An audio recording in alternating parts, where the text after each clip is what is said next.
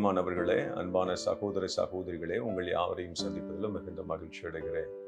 இந்த நாளிலும் கூட ஆண்டவர் இயேசு உங்களோடும் என்னோடும் நம்மோடும் பேசும்படியாக விரும்புகிற காரியம், நீங்கள் என்னால் மறக்கப்படுவதில்லை என்று சொல்லி ஆண்டவர் பேசும்படியாக விரும்புகிறார். இதை அருமையாக வேதாகமத்தில் ஏசாயா 49:15 எடுத்து வாசித்து பார்க்கும் பொழுது ஆண்டவர் அருமையாக பேசுகிறார். ஸ்திரீயானவள் தன் கற்பத்தின் பிள்ளைக்கு இறங்காமல் தன் பாலகனை மறப்பாலோ, அவர்கள் மறந்தாலும் நான் மறப்பதில்லை என்று சொல்லி ஆண்டவர் பேசுவதாக வேதம் அருமையாக சொல்லுகிறது. ஒருவேளை அநேக நேரத்துல நீங்கள் நான் மறக்கப்பட்டிருக்கிறேன் என்று சொல்லி சொல்றீங்க. ஒருவேளை இந்த உலகத்துல வேலை பார்க்கிற இடத்துல அநேகரில நீங்கள் ஒருவராக காணப்படலாம். ஒருவேளை நீங்க படிக்கிற பள்ளிக்கூடத்துல கல்லூரிகளில அநேகரில நீங்கள் ஒருவராக காணப்படலாம். ஒருவேளை உங்களுடைய குடும்ப உறவுகளுக்குள்ளாக அநேகரில நீங்கள் ஒருவராக காணப்படலாம். ஒருவேளை உங்களுடைய குடும்பத்துல உள்ள பிள்ளைகளில அநேகரில நீங்கள் ஒருவராக காணப்படலாம்.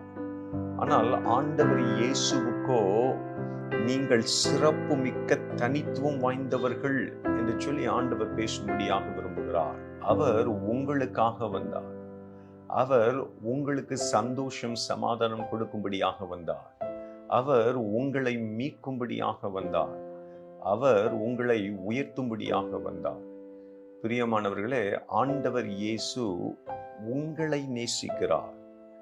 ஆகவே தான் உலகத்தின் மனிதர்கள் உங்களை மறந்தாலும் நான் உங்களை மறப்பதில்லை என்று சொல்லி கர்த்தர் பேசும்படியாக விரும்புகிறார்.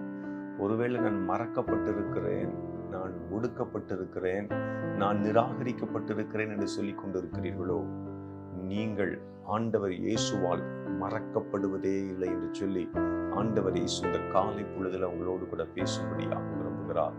நீங்க யாராக இருந்தாலும் இயேசுவே எனக்கு இறங்கும் என்று கூப்பிடுகிற வேளையில அவர் இறங்கி உங்களை அன்போடு ஏற்றுக்கொள்வார்.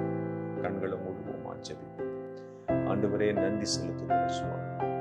இந்த காலை பொழுதுல உடைய சமூகத்துல மறுபடியாய் கர்த்தர் கொடுக்கிற கிருபைகளுக்காக நாங்கள் நன்றி செலுத்துகிறோம். ஒருவேளை உலகத்தின் பார்வையில அநேகரில ஒருவராக நாங்கள் காணப்பட்டாலும் உம்முடைய பார்வையில நாங்கள் விசேஷமானவர்கள், உம்முடைய பார்வையில நாங்கள் தனித்துவம் வாய்ந்தவர்கள் என்பதை கர்த்தர் நிரூபணம் செய்யும்படியாக எங்களோடு கூட பேசியிருக்கிறீர். சோர்ந்து போயிருக்கிற உள்ளங்களை பலப்படுத்துங்க, தேற்றுங்க. உம்முடைய வல்லமையினால் நிரப்புங்க. செய்கிறபடி நான் நன்றி செலுத்துகிறோம். இயேசுவின் இன்ப நாமத்தில் ஜெபிக்கிறேன். ஜெபங்களும் ஜீவனும் நல்ல பிதாவே. ஆமென். Thank you. God bless you all.